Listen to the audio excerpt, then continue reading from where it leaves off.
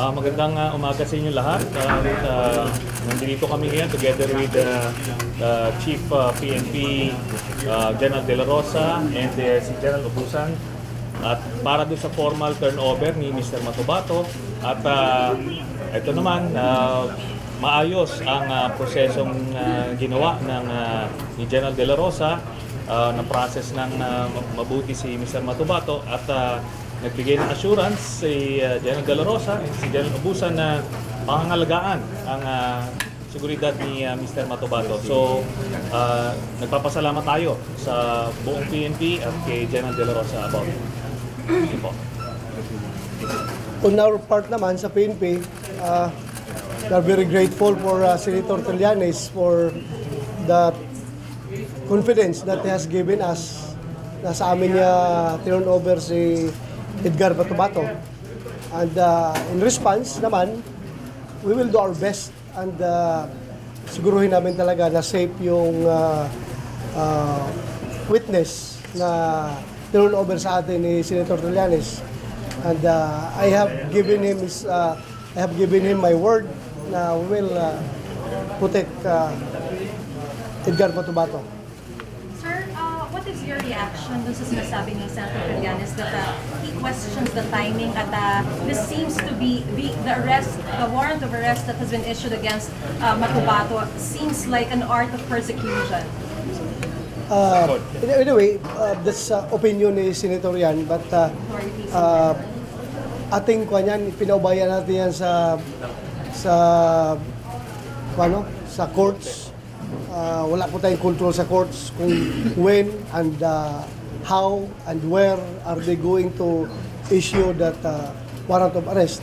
Hindi po natin pwedeng madiktahan yung judiciary. So, we are only implementors ng warrant of arrest. So, yun nga, kaya sa atin turn over. So, hindi ko po ma-question yung timing. Sir, what's next? Ngayon, tapos na yung booking process. Ano lang po ang susunod? Dadalhin ba siya sa Davao? The normal process is that he has to be presented to the court of origin ng warrant of arrest in order for the court to have custody over the suspect. Then, doon na sila mag-post ng bail. If there are other remedies na nakikita ng grupo ni Senator Trillanes na pwede lang gawin, then they are free to do so as long as it is within the bounds of the law naman. So, do we expect them to stay here over the weekend? Do we expect Mr. Matubato to stay here over the weekend? Anyone can answer that. Yeah,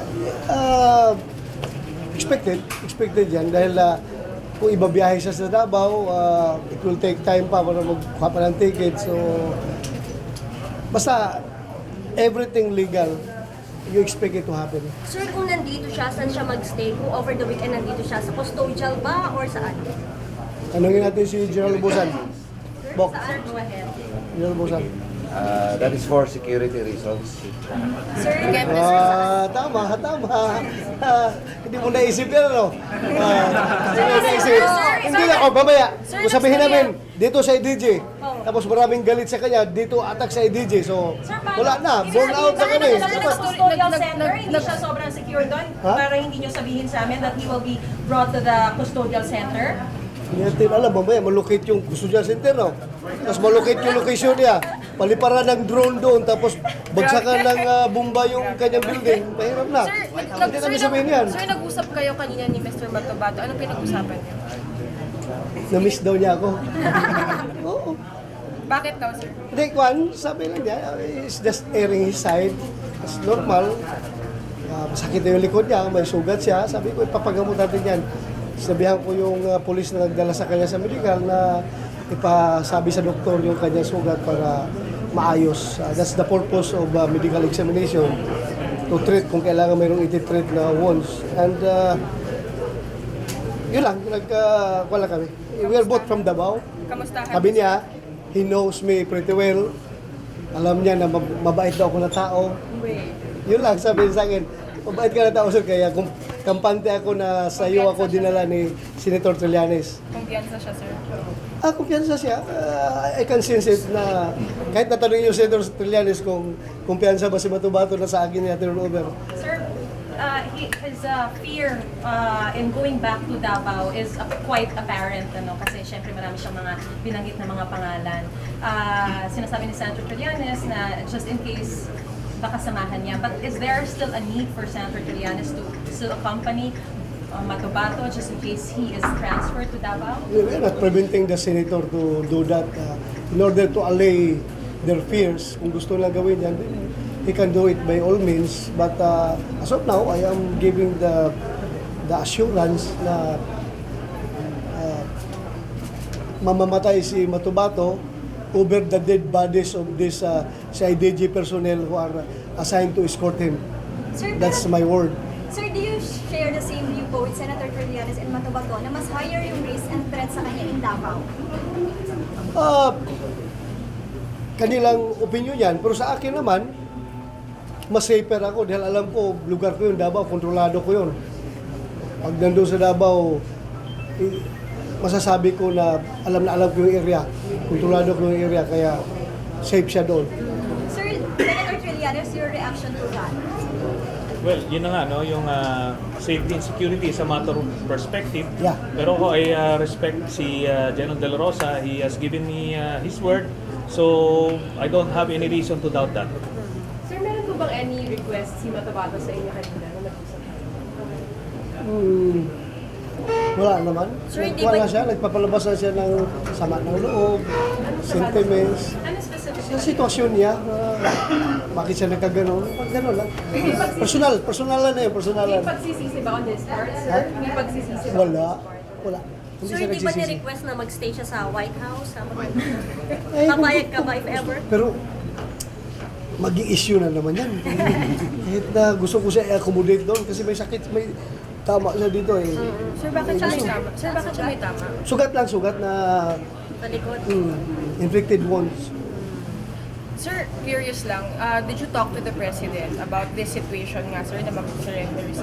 Bakit? Lahat na lang nang gagawin ko. Gusto niyong i-sabihin ko kay Presidente. Malay mo, sir, baka Baka lang nag-communicate may sa'yo si specific President. directive, sir, and that's what we would want to Wala. know. Busy si Presidente. Maraming malalaking bagay na inasikaso. Anyway, i-report ko rito sa kanya na turn over ni Senator Trillanes sa amin si Matobato. So, I will report it to him. Sir, nakaramdam ka ba na may takot si Matobato nung kausap mo siya?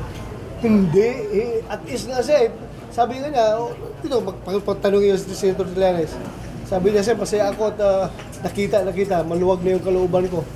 Ewan ko kung naintindihan ni Senator yun dahil nagbisaya kami. Pero sabi niya, masaya ako at nakita kita at maluwag na yung kalooban ko. At andito ka. Yun nga sabi niya. Pag namin na dito muna siya sa CIDG. Hindi nga namin sasabihin dahil mamaya yung security ko niya namin. Bahala na si Jan Lubusan. Additional testimonies will be taken from him. Ano ba ang mangyayari after the booking process?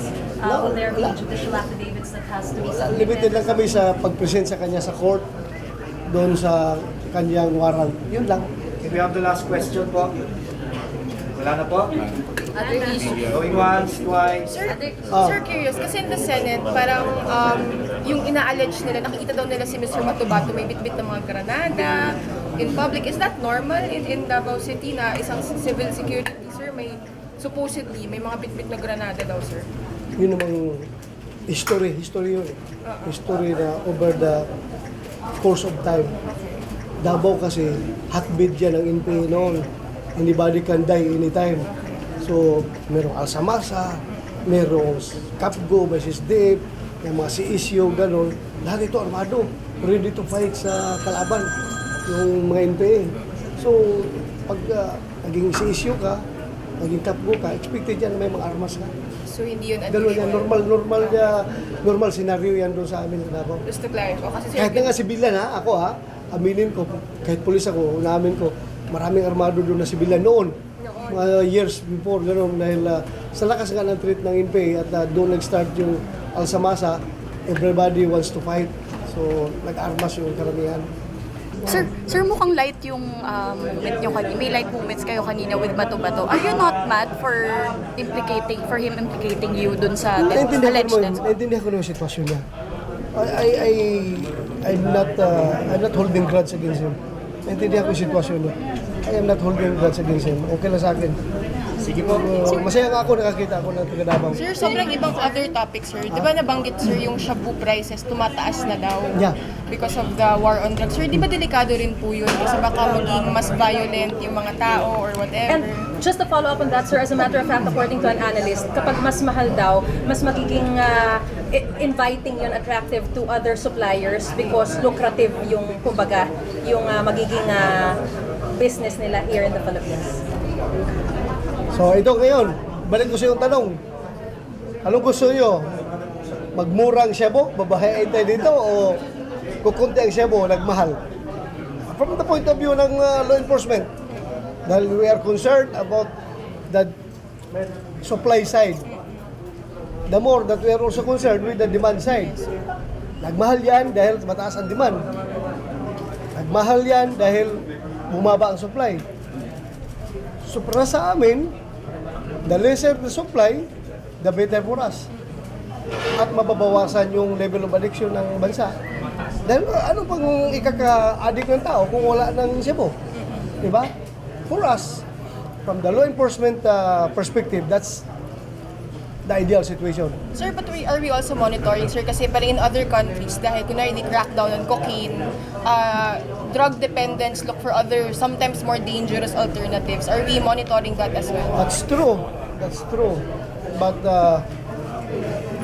I leave it to the addicts. Kung gusto lang mamatay, dahil gusto lang gumamit ng substandard but very dangerous or poisonous or ano bang description dyan sa drugs na yan, bahala sila kung gusto nila. Like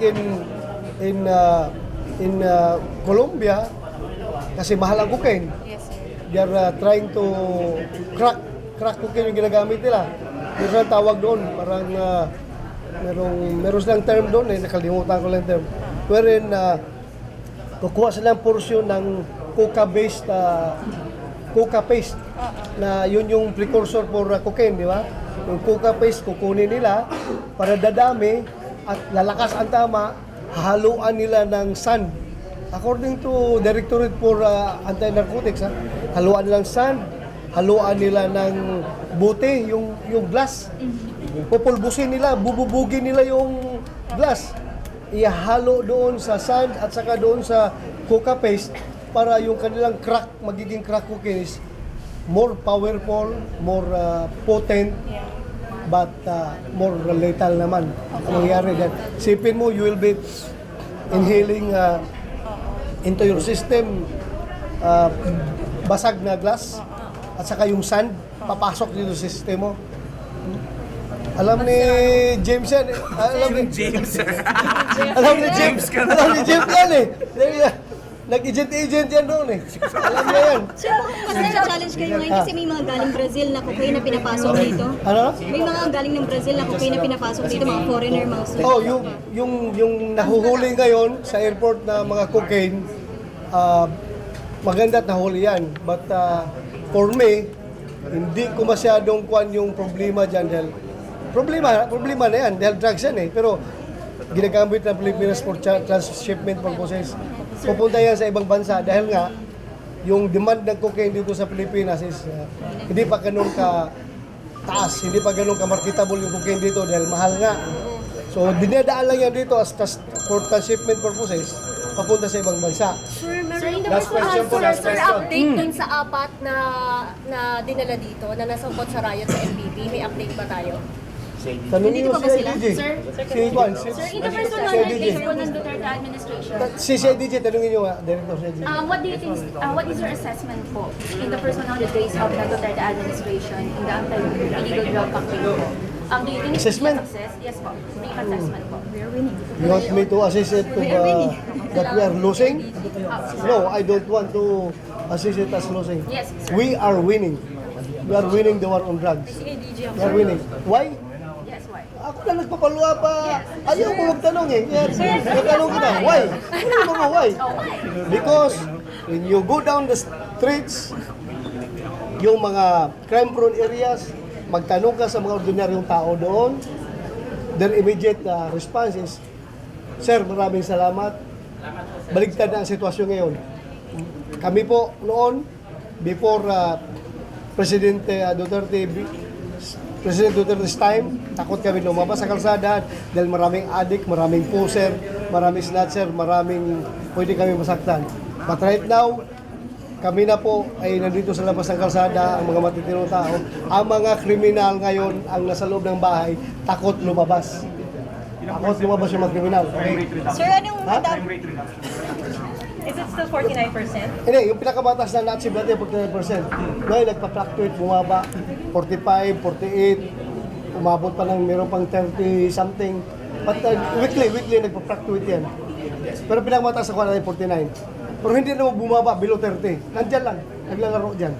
Sir, anong handa mo itaya para sa ma-assure ang safety ni Matubato? Anong handa mo itaya para...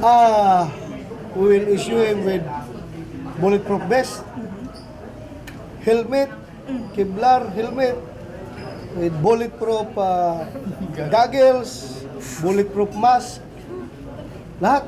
I-armorize natin yung buong katawan niya. May ganun ba tayo? Yung ating sa CDM, yung